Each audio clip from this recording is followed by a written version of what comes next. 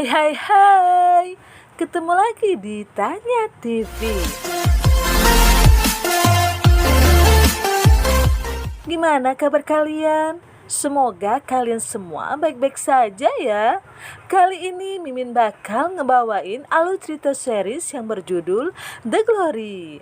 Tapi sebelum lanjut, jangan lupa buat like, comment, dan subscribe ya.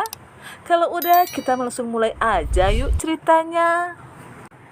Pada tahun 2004, seorang siswi yang bernama Dong-eun melaporkan beberapa siswa yang di kelasnya atas perundungan yang dialami olehnya. Namun yang terjadi, polisi justru melepaskan para perundung tersebut. Hal itu terjadi karena kepala polisi adalah teman si ibu perundung yang bernama Park Hyo-jin, ketua dari geng para pembuli. Dong-eun juga tidak menyangka saat wali kelas yang bernama Kim justru menyalahkannya padahal ia adalah korban. Akibat laporan yang dilakukannya itu, Dong-eun mendapatkan kembali kekerasan yang jauh lebih parah. Guru di sana hanya bisa diam mengingat orang tua Yeonjin sangat berpengaruh. Namun terlepas dari semua itu, salah seorang guru rupanya masih menolong Dong-eun dan memiliki hati yang baik, di mana ia mau dan merawatnya di ruang UKS. Akan tetapi, setelah tahu jika melakukan ini adalah Yeonjin, guru tersebut justru dikeluarkan dari sekolah. Kekerasan yang diterima Dong-eun tidak hanya berlaku di sekolah saja. Yeonjin dan teman-temannya kembali merundung Dong-eun dengan datang ke rumahnya. Sambil berpesta minuman, mereka dengan kejam menyiksanya. Setelah semua kejadian yang dialami olehnya, Dong-eun berniat untuk bunuh diri, namun ia mengurungkan niatnya akibat luka bakar di tubuhnya mulai gatal. Alhasil, ia pun memilih menggosokkan tubuhnya di atas salju untuk menutupi rasa sakit. Pada akhirnya, Dong-eun memutuskan berhenti dari sekolah dan ia menuliskan alasannya keluar sekolah karena dirundung oleh Yeonjin dan teman-temannya. Guru Kim yang mengetahui itu justru memarahi Dong-eun. Jika kepala sekolah tahu, maka evaluasi kerjanya akan berpengaruh.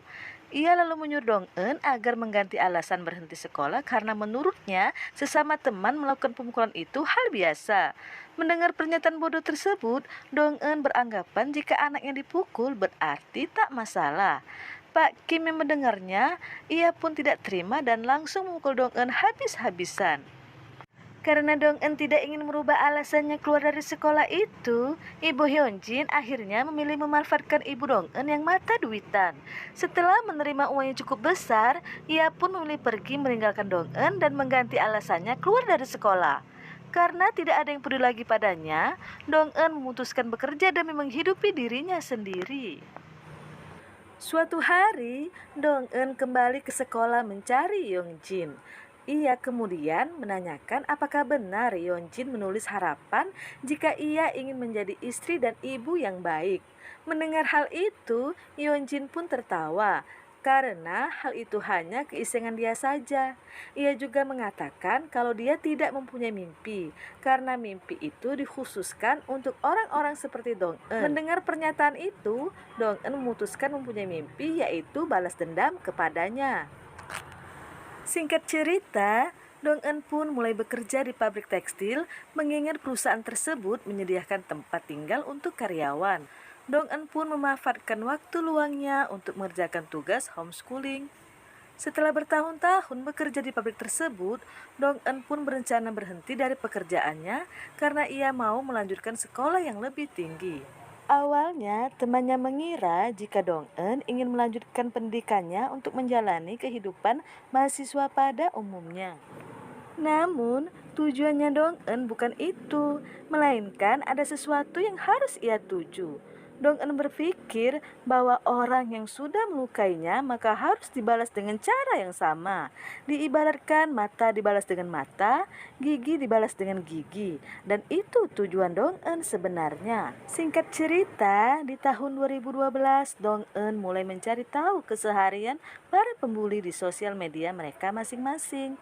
Ternyata mereka menjalani hidup dengan penuh kemewahan. Di antaranya yaitu Sarah. Sekarang ia menjadi seorang seniman namun pecandu narkoba. Kemudian ada Hee-jong yang menjadi seorang pramugari. Lalu ada Jae-jun yang menjadi pembisnis. Sedangkan Park Hyo-jin, ia menjadi seorang penyiar berita cuaca. Dan yang terakhir yaitu Myung Ho. Dia menjadi suruhan dari keempat orang tadi. Terungkap fakta, Yeonjin rupanya masih memiliki hubungan dengan mantannya sendiri yaitu Jaejun. Padahal sebentar lagi dia akan menikah dengan Ha Do-young, seorang pengusaha. Singkat cerita, Yeonjin menikah dengan Ha Do-young. Diam-diam Dong-eun menghadiri pernikahan itu. Kemudian Dong-eun mulai mendekati Ha Do-young yang ternyata menyukai permainan Go. Setelah selesai mengajar les private, Dong-eun pun tiba-tiba jatuh pingsan. Ketika terbangun, ia sudah berada di rumah sakit. Salah satu pasien yang ada di sampingnya ikut terbangun yang ternyata seorang dokter yang bernama Yu Jung. Seketika saja Dong-eun menarik infusannya dan pergi dari rumah sakit tersebut. Dan tak lama kemudian, Yu Jung pun melihat hasil pemeriksaan Dong-eun yang mana Dong-eun mengalami anemia dan kekurangan gizi. Setelah pertemuan yang tak sengaja itu, ternyata ia mulai tertarik kepada Dong-eun. Yu Jung mencoba mendekatinya dengan alasan agar ia minum obat dari rumah sakit. Mengetahui Dong-eun tertarik dengan permainan Go, ia pun akan mengajarinya. Nah, dari situlah mereka akhirnya mulai dekat. Sampai akhirnya Dong-eun mengerti cara permainan tersebut. Kemudian ia memutuskan untuk berhenti menemui Yu Jung, yang mana hal itu membuatnya sangat-sangat begitu kecewa. Singkat cerita, Dong-eun mengikuti tes seleksi menjadi guru. Setelah lulus menjadi guru, Yeonjin dikabarkan telah melahirkan seorang bayi perempuan.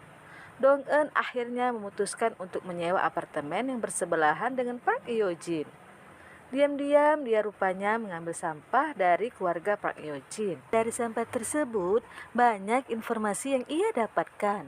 Suatu ketika, Dong-eun pergi ke butik milik Jaejun dan ia bertemu dengan Myung Ho. Parahnya, ia malah tertarik dengan perubahan Dong-eun tersebut. Padahal dulu, ia sangat kejam membulinya. Dong-eun yang memang akan balas dendam kepada mereka, ia pun tidak menolak saat diajak minum bersama. Dan kemudian Dong-eun mengatakan jika ia masih memiliki hasrat untuk balas dendam kepada mereka. Tujuannya balas dendam ternyata bukan kepada mereka saja, melainkan juga ia mendekati anak dari Pak Kim yang dulu pernah memukulinya. Dong-eun berteman baik dengan anaknya dan saling mendukung satu sama lain. Malam harinya saat Dong-eun mengambil sampah, ia pun dipergoki oleh asisten rumah tangga di sana yang bernama Ibu Kang. Ternyata selama 6 bulan terakhir, Ibu Kang selalu melihat Dong-eun mengambil sampah di sana. Dong-eun pun berniat memberikannya ia uang dan mengira jika Ibu Kang akan melaporkan kepada Park Hyo-jin. Namun ternyata dugaannya salah karena Ibu Kang mendukungnya sekalipun ia tidak tahu apa yang sudah direncanakan Dong-eun. Ia tidak akan melaporkan Dong-eun asalkan Dong-eun mau membantunya untuk membunuh suaminya.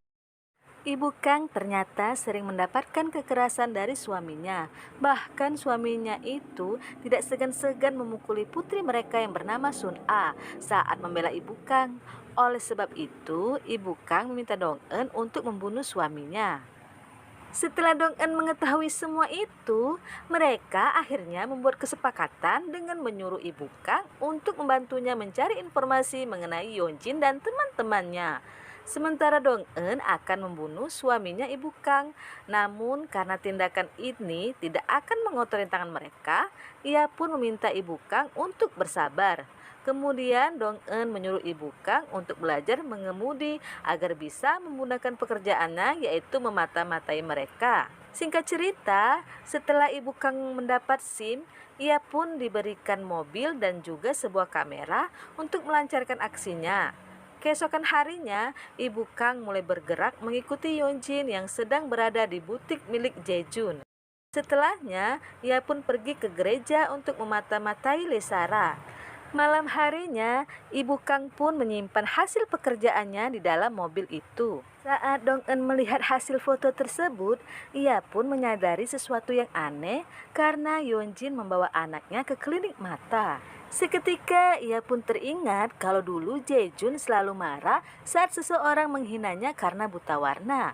Dengan adanya persamaan itu, Dong-eun berasumsi jika anak Yeonjin adalah anak Jaejun. Untuk membuktikan asumsinya tersebut, ia akan mencari tahu fakta sebenarnya. Suatu ketika Doyong datang mengunjungi tempat permainan Go. Di sana ia pun terpukau setelah melihat permainan yang dilakukan Dong-eun.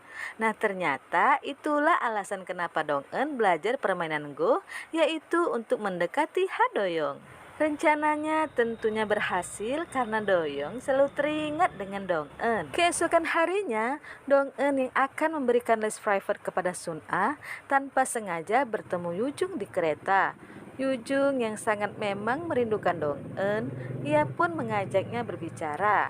Setelah menanyakan kabar masing-masing, ia pun pergi sambil memberikan kartu namanya. Malam harinya, Dong-eun diberitahu informasi mengenai Kim Shin-tae yang merupakan ketua yayasan dari sekolah dasar tempat di mana putri Park Hyo-jin belajar. Keesokan harinya, Dong-eun mendatangi rumah Pak Kim yang ternyata ayah dari temannya. Setelah sadar bahwa Dong-eun adalah siswi yang dulu pernah dipukulnya, ia pun sangat marah, bahkan Pak Kim kembali memukulnya. Malam harinya, Dong-eun terlihat menemui Myung-oh. Ternyata ia akan memanfaatkan Myung-oh sebagai alat untuk balas dendam kepada orang-orang yang dulu menyakitinya, termasuk Yeonjin. Dong-eun yang kemarin sempat berjanji akan membuatnya kaya, kemudian diberitahu mengenai kematian Suhi. Ternyata Suhi dibunuh seseorang dan ia menyaksikan sendiri saat Suhi terjatuh. Dan sangat yakin jika pembunuhnya itu salah satu dari keempat temannya. Jika Myung-oh berhasil menemukan pelakunya, maka ia bisa memerah si pelaku. Sebelum pergi, Dong-eun memberikan beberapa helai rambut milik Jaejun. Ia menyuruhnya untuk memastikan apakah benar Jaejun adalah ayah kandung dari anak Park Hyo-jin. Singkat cerita, alumni dari sekolah lamanya mengadakan acara reuni. Saat itu mereka terkejut dengan kedatangan Dong-eun di sana. Tujuannya datang yaitu untuk memberitahu mereka bahwa pembalasan dendamnya akan dimulai dari sekarang. Dong-eun kemudian bersorak dan bertepuk tangan saat Yeonjin mendapatkan penghargaan dari sekolah. Tindakannya itu jelas membuat mereka ketakutan.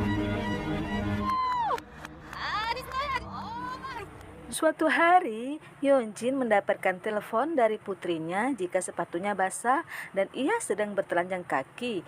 Yeonjin kemudian meminta putrinya untuk segera memberitahukan hal ini kepada wali kelasnya. Namun putrinya bilang jika wali kelasnya yang dulu sudah dikeluarkan dan sekarang digantikan dengan wali kelas yang baru, yaitu Moon Dong-eun. Mendengar itu, Yeonjin jelas kaget sehingga ia pun langsung pergi ke sekolah.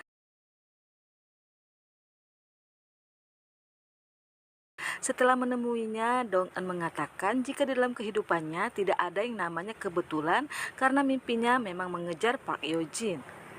Yeonjin berharap jika Dong-eun mati, namun Dong-eun mengatakan demi siapa dia harus mati, sementara orang jahat seperti Yeonjin saja bisa hidup dengan baik. Saat situasi mulai memanas, Yeonjin memilih pergi, namun tiba-tiba saja ia mendapatkan kabar mengenai guru Kim yang sudah meninggal. Di sini ia pun ketakutan mengira Dong-eun yang sudah membunuhnya. Ternyata setelah pertemuan kemarin, Suhan mengetahui kalau ayahnya sering menyiksa seorang murid. Akibat dari ulah ayahnya itu, ia pun gagal naik jabatan di tempat kerjanya. Alhasil, ia pun sengaja membiarkan ayahnya meninggal karena penyakit asma yang dideritanya.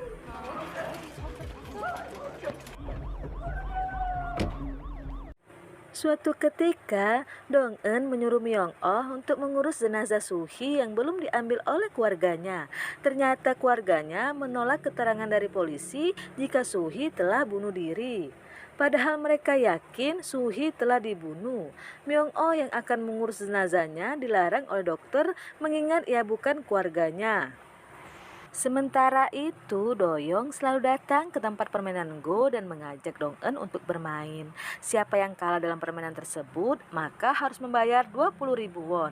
Di pertandingan pertama, Dong-eun jelas saja menang. Namun saat akan pergi, ia kembali diajak bermain dengan bayaran 50.000 won. Di sisi lain, Yeonjin yang berusaha keras melindungi putrinya mencoba mencari tahu bagaimana bisa Dong-eun bekerja di sekolah tersebut.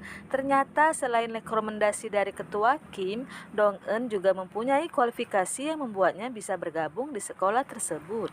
Setelah itu, Yeonjin datang ke kelas putrinya menemui Dong-eun. Di sana, ia pun menyuruh Dong-eun untuk segera menghentikan semua ini. Jika Dong-eun membutuhkan uang, Yeonjin bersedia akan membayarnya karena dia tidak akan meminta maaf atas kekerasan di masa lalunya.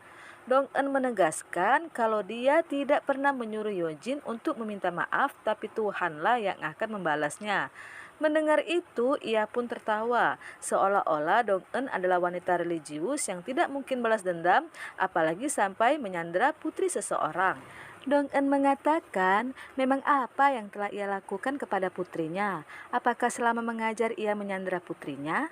Atau melakukan sesuatu yang bahkan sampai menyiksanya seperti yang dia lakukan dulu?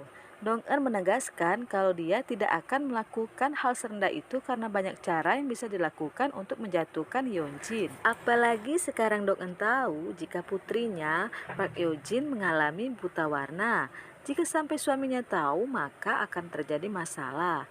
Mendengar itu, dia terdiam dan merasa ketakutan.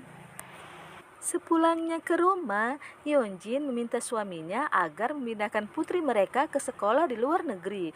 Namun Doyong menolak karena putri mereka baru berusia 8 tahun. Terlebih lagi, Yeonjin tidak mau memberikan alasan mengapa ia memindahkan putri mereka. Sementara itu, Dong-eun mendatangi Lisara yang menjadi seorang aktivis gereja untuk menutupi kehidupan gelapnya sebagai pencandu narkoba. Dong-eun lalu mengancam Lisara agar membayarnya untuk tutup mulut. Jika tidak, maka kehidupannya akan dibongkar. Mendengar ancaman tersebut, mau tidak mau Sarah pun akan memberi Dong-eun uang. Singkat cerita, Dong-eun menemui Yujung dan meminta Yujung untuk berhenti mengejarnya. Karena dalam hidup Dong-eun tidak pernah ingin mencari pasangan, akan tetapi saat ini ia membutuhkan seorang algojo yang siap berperang bersamanya. Keesokan harinya, Myung-oh yang penasaran siapa yang telah membunuh Suhi, kemudian diberitahu oleh Dong-eun. Terkejut dengan fakta tersebut, ia pun langsung membeli tiket untuk pergi ke Rusia. Namun setelah beberapa hari, tiba-tiba Myung-oh dinyatakan menghilang yang ternyata ia dibunuh seseorang. Dong-eun bersama Ibu Kang kemudian mencari tahu keberadaan Myung-oh. Ibu Kang mencurigai kalau Myung-oh sudah berpihak kepada Yeonjin dan teman-temannya. Yujung yang penasaran setelah Dong-eun menolaknya, ia pun mengajaknya untuk bertemu. Tak lama kemudian, Dong-eun datang ke rumahnya dan menceritakan mengenai tujuannya, yaitu balas dendam kepada perundung yang sudah menyiksanya. Setelah menceritakan semuanya, Yujung menyarankan agar Dong-eun tidak melakukan balas dendam karena hal tersebut hanya akan membuat hidupnya menjadi hancur.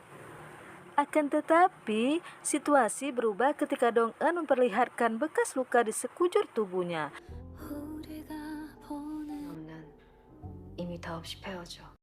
Yujung yang melihat keadaannya seperti itu, ia langsung menegaskan bahwa ia siap menjadi algojonya untuk membalaskan dendamnya. Titik terang pun mulai muncul dengan diperlihatkan ciri-ciri si pelaku pembunuh Myung-oh yang memakai sepatu yang sama persis dengan milik Yeonjin dan Hyejong. Di antara mereka, salah satunya sudah pasti si pelaku. Dari trauma yang dialami oleh Dong-eun, sebenarnya Yujung merasakan hal yang sama, di mana saat ini ia menaruh dendam kepada orang yang telah membunuh ayahnya. Karena memiliki tujuan yang sama, Yujung kemudian sepakat untuk mendukung satu sama lain. Sementara itu, Doyong sepertinya mulai curiga mengenai kedekatan istrinya dengan Jaejun. Apalagi sebelumnya ia sempat bertemu dengan Myung-oh. Yeonjin yang kaget saat mengetahui hal tersebut, ia pun langsung mengecek rute GPS terakhir mobil suaminya, di mana GPS tersebut menunjukkan jika suaminya baru saja pergi ke studio milik Jaejun. Singkat cerita, Dong-eun akhirnya mendapatkan uang dari Sarah. Dengan uang tersebut, Sarah beranggapan bahwa ia sudah membayar semua kesalahannya. Namun menurut Dong-eun, hal ini hanya sementara karena sebentar lagi ia akan hidup di dunia seperti neraka. Di sisi lain, Doyong merasa ada yang aneh setelah putrinya salah melihat kaos kaki lawan mainnya. Kemudian ia mengatakan jika sepertinya ibu putrinya ini tidak menyukai wali kelas baru putrinya. Yesol menyangkal jika itu tidak mungkin karena wali kelasnya adalah teman masa sekolah ibunya. Haejong akan menikah dengan duda kaya raya. Ia lalu mendapatkan baju pengantin mahal yang dihadiahkan oleh Jaejun. Sementara itu, Jaejun mendatangi sekolah Yesol karena ia sudah tahu jika Yesol adalah putrinya. Di sini ia pun berjanji akan terus melindungi putrinya itu. Di sisi lain, terlihat Haejong dan Sarah mencari keberadaan Myung-oh di rumahnya. Di sana, mereka menemukan tiket yang baru dibeli oleh Myung-oh. Namun anehnya, paspornya ada di sana yang artinya Myung-oh masih ada di Korea. Sementara itu, Jaejun berencana mengambil hak asuh putri kandungnya. Namun karena anak tersebut lahir setelah pernikahan Hyunjin, maka Yesol adalah anak Ha Do-young.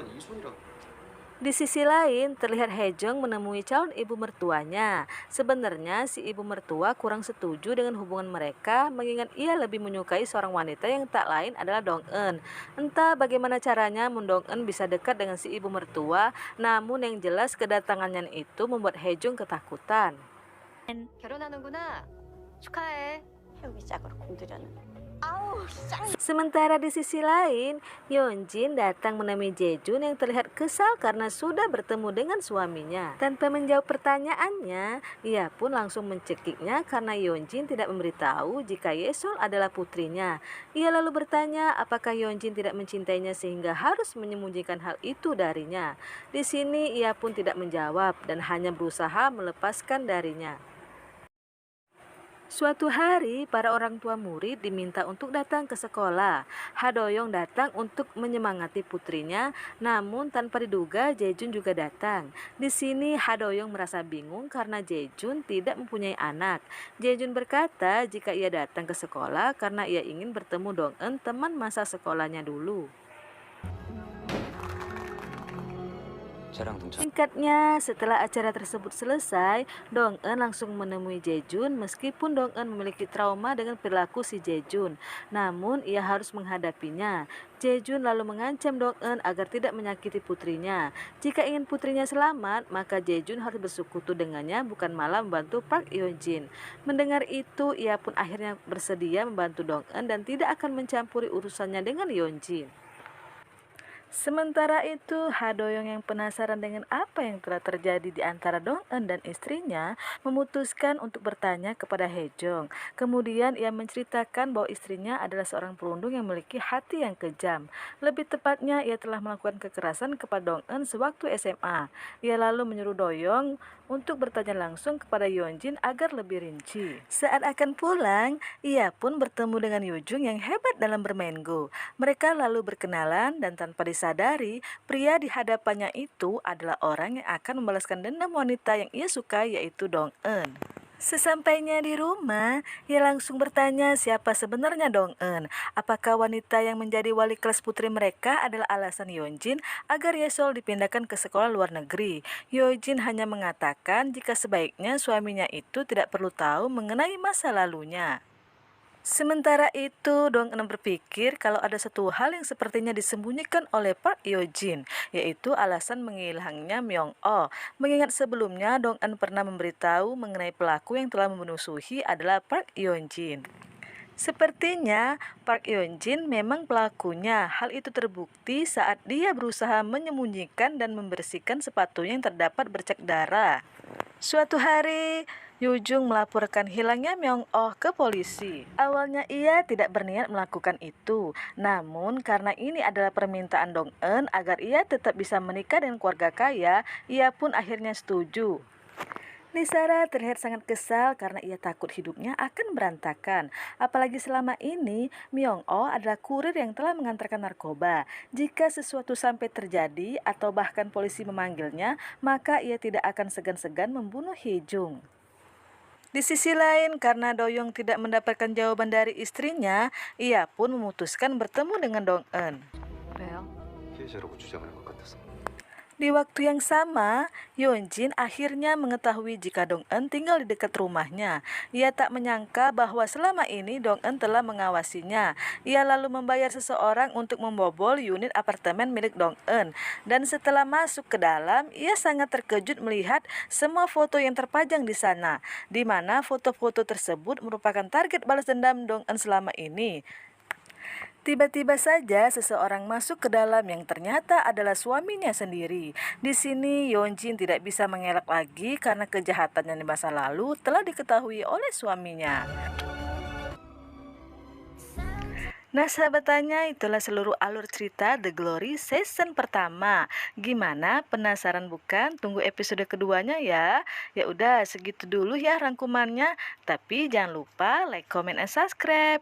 Ketemu lagi di video selanjutnya. See you next time. Bye bye.